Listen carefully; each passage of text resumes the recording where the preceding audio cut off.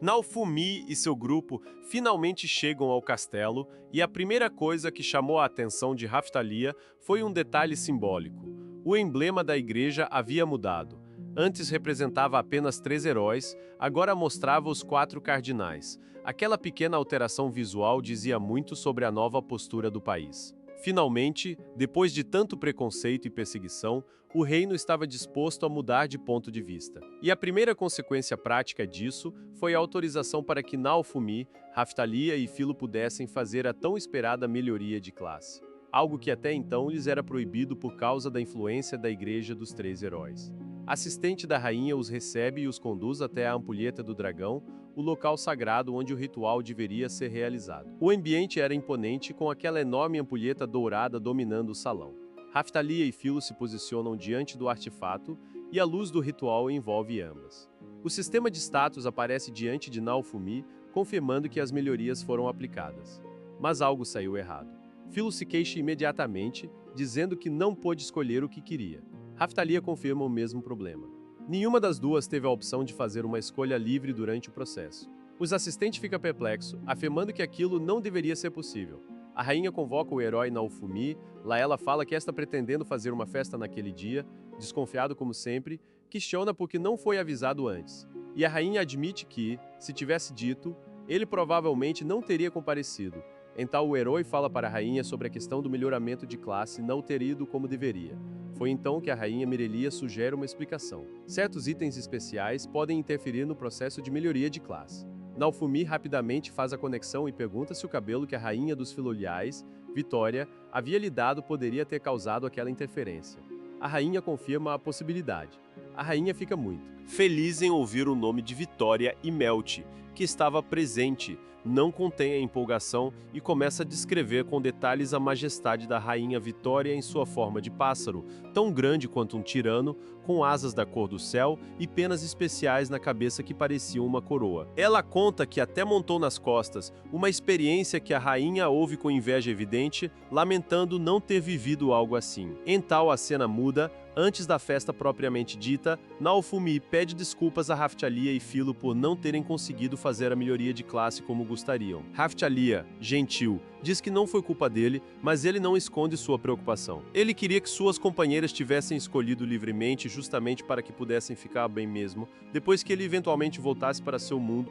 O cenário muda para uma sala de reunião, onde a rainha não os convocara apenas para celebrar. Ela revela que a festa organizada naquele dia era, na verdade, apenas uma desculpa. Havia algo extremamente importante que precisava discutir com os 4 heróis cardinais. Enquanto isso, na festa, o clima já começa a ficar tenso. Um cavaleiro embriagado se aproxima de Raftalia com insultos racistas, dizendo que a presença de uma demi-humana nojenta fazia seu vinho ficar com gosto de bosta. E ele ameaça, dizendo que se tivessem o herói Itsuki, não precisariam de nenhum outro herói, principalmente do que ele chamou de merdinha do herói de escudo. E ainda manda um recado para Naofumi, chamando de covarde e ordenando que saísse dali antes que fosse arrebentado. Raftalia, ouvindo tudo aquilo, mantém uma compostura assustadora. Diz que entende o sentimento do homem, mas que está tão calma que vai cortar a cabeça daquele infeliz. A situação degenera rapidamente em uma briga generalizada no salão. A rainha Mirelia então toma a palavra e tenta iniciar a conferência, mas percebe que o ambiente está longe de ser propício. Naofumi tem a lembrança de Vitória, questiona se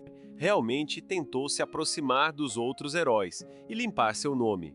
A rainha começa pedindo desculpas formalmente pelos problemas que o país causou a Naofumi por causa das ações da Igreja dos 3 Heróis e afirma seu desejo de fazer as pazes. Em seguida, ela traz uma informação crucial. O arquipélago de Calmira seria ativado em breve. Motoyazu e Itsuki reagem com surpresa, mencionando o campo de bônus. Naofumi, claramente por fora, pergunta do que se tratava. A rainha explica que aquele evento acontecia uma vez a cada 10 anos e que a experiência ganha naquela região era drasticamente aumentada. O momento é interrompido pela entrada de Melty, que traz uma revelação bombástica. Malty, sua irmã, havia tentado envenenar a comida do grupo de Naofumi. A princesa mais velha, referida como Mocreia, admitiu o crime graças ao pacto de escravos. Motoyazu, que compartilhava desse pacto com Malty, recusa-se a acreditar, mas a rainha o desafia a confirmar com seus próprios olhos. A soberana não hesita em culpar sua filha, chamando-a de tola, mas também reconhece que a rixa entre os heróis havia atrapalhado o desenvolvimento de todos. Por isso, propõe uma troca de informações para que todos pudessem subir de nível de forma eficiente em Calmira.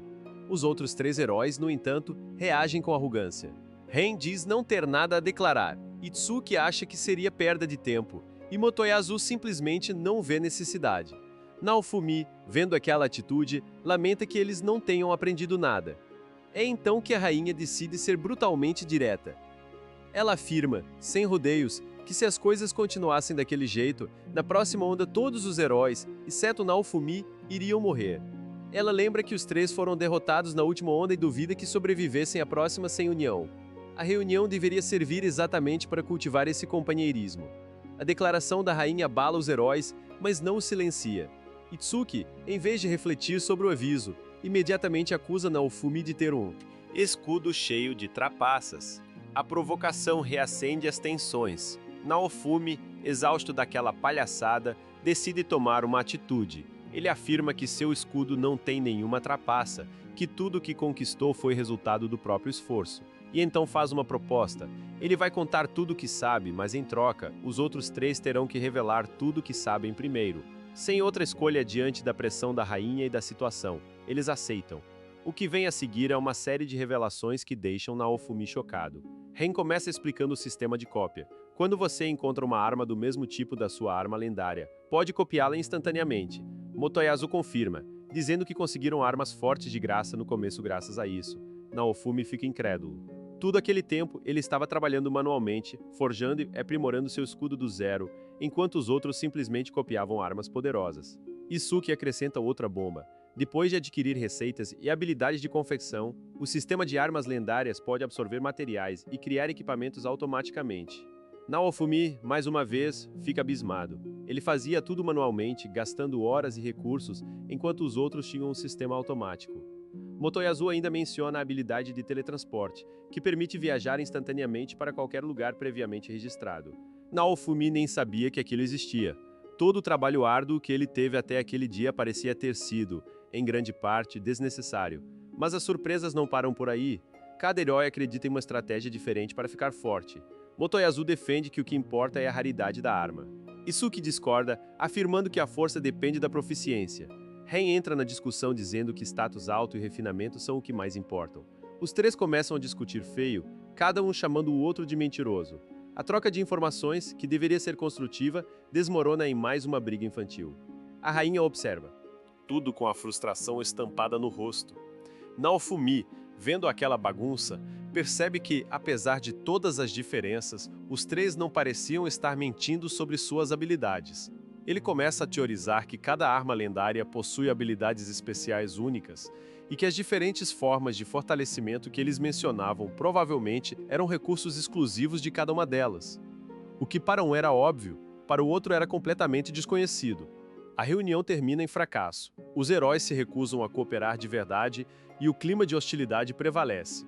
Naofumi se retira e mais tarde, em seu quarto, ele reflete sobre tudo o que descobriu. Através de seu escudo, ele finalmente encontra a opção de cópia de armas, algo que estava lá o tempo todo e ele nunca tinha notado. A descoberta é ao mesmo tempo revolucionária e frustrante. Tanto sofrimento e trabalho manual poderiam ter sido evitados se ele tivesse conhecido aquelas funções básicas. No dia seguinte, a rainha se encontra com Naofumi para uma conversa particular. Ela reitera sua preocupação com a próxima onda e a necessidade de união entre os heróis. Melt também está presente e demonstra apoio, mas Naofumi permanece cético. Ele não consegue imaginar trabalhando lado a lado com aquele trio de arrogantes. Antes de partir para Calmira, ele visita o ferreiro que sempre o ajudou. O homem fica furioso ao ver Naofumi usando a função de cópia do escudo para replicar equipamentos raros de sua loja, temendo que aquilo acabe com seu negócio. Naofumi promete pagar depois, e o ferreiro, entre risos e reclamações, aceita deixar na conta. O grupo então parte em direção à vila natal de Raphtalia. A paisagem que os recebe é destruição pura. Onde antes havia casas e vida, agora existiam apenas ruínas e um cemitério improvisado. Raphtalia se ajoelha diante da lápide de seus pais e de sua amiga Rifana, finalmente podendo se despedir de verdade. Ela diz a eles que está de partida, que vai continuar seguindo em frente, enquanto Naofumi mantém uma distância respeitosa, deixando que Raphtalia tenha seu momento. Mas o momento de paz é interrompido pela chegada de um jovem de cabelo vermelho e uma garota de cabelo azul. Ele se apresenta como Larkbeck, um aventureiro que está apenas de passagem. O rapaz tem uma postura descontraída e um sorriso fácil, mas algo nele sugere que há mais por trás daquela aparência despreocupada. Ele comenta sobre a tragédia que atingiu a região e pergunta a Naofumi se ele mora ali. Ele responde que está de passagem. Um deles menciona que eles têm que ganhar, embora não deixe claro o que exatamente. O encontro é breve, mas deixa uma impressão duradoura. O grupo finalmente segue para o porto, onde embarcarão em direção ao arquipélago de Calmira. Mas mais uma vez, os outros heróis já haviam tramado algo.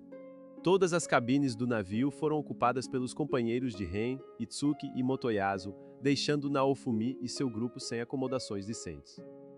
Eles teriam que dividir um quarto apertado. Naofumi, já acostumado com as provocações, apenas aceita a situação. E quando ele entra em sua acomodação, descobre que vai dividir o local com os outros aventureiros que encontrou antes.